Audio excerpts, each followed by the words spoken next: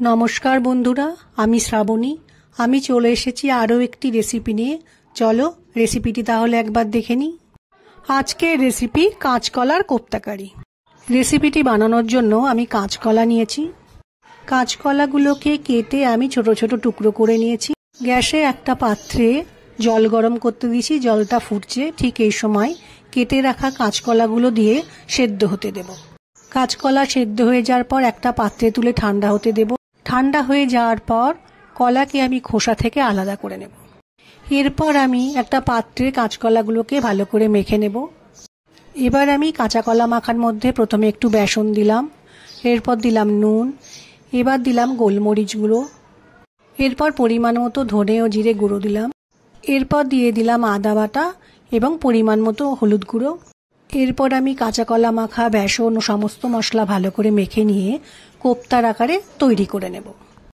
গ্যাসে একটা কড়াইয়ে সর্ষের তেল গরম করতে দিয়েছি। এবার আমি কোপ্তাগুলোকে খুব ভালো করে ভেজে একটা প্লেটে তুলে রাখব। কোপ্তাগুলোকে তেল থেকে তুলে রাখার পর ওই একই তেলে কেটে রাখা আলুর টুকরো দিয়ে আমি একটু ভেজে নেব। আলু ভাজতে ভাজতে আমি একটা মশলা বানিয়ে নেব। একটা বোলের মধ্যে প্রথমে নিলাম হলুদ গুঁড়ো, এরপর দিয়ে দেব জিরে গুঁড়ো, তারপর দেব ধনে গুঁড়ো, এবার দিলাম ঝালের জন্য লঙ্কা গুঁড়ো, এবার দিলাম রঙের জন্য কাশ্মীরি মির্চ পাউডার, একটু আদা বাটা, একটু জল দিয়ে মশলাটা ভালো করে মিশিয়ে নিয়ে আলাদা করে রেখে দেব। আলু ভাজা হয়ে গেছে, এবার আমি আলুটাকে তুলে আলাদা করে রেখে দেব। আলু ভাজার তেলে জিরে ফোড়ন দিলাম, শুকনো লঙ্কা ফোড়ন দিলাম। ফোড়নটা একটু ভালো করে ভেজে নেব। একটু চিনি দিলাম যাতে রান্নার কালারটা খুব সুন্দর হয়। এরপর আমি তেলের মধ্যে বানিয়ে রাখা মশলাটা দিয়ে কিছুটা সময় রান্না করে নেব। কড়াইয়ে মশলাটা কষাচ্ছি, এই সময় মশলার মধ্যে আমি পরিমাণ মতো নুন দিলাম। নুনটা দেওয়ার পর খুব ভালো করে মিশিয়ে নেব। মশলাটা থেকে কাঁচা গন্ধ চলে গেছে, ঠিক এই সময় আলুর টুকরো দিয়ে খুব ভালো করে মশলার সাথে মিশিয়ে নিলাম।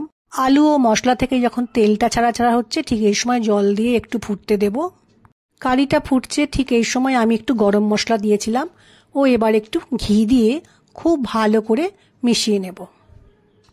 আলু সেদ্ধ হয়ে গেছে, কাঁচকলার কোপ্তাগুলো আমি গ্রেভির মধ্যে দিয়ে দিলাম। ভালো করে মিশিয়ে নিয়ে মিনিট 2-3 গ্যাসের ফ্লেমকে লো করে রেখে দিলেই তৈরি হয়ে যাবে কাঁচকলার কোপ্তাকারি। আমার আজকের রেসিপি ভালো লাগলে লাইক, শেয়ার ও সাবস্ক্রাইব করো। ভিডিওটি দেখার জন্য ধন্যবাদ।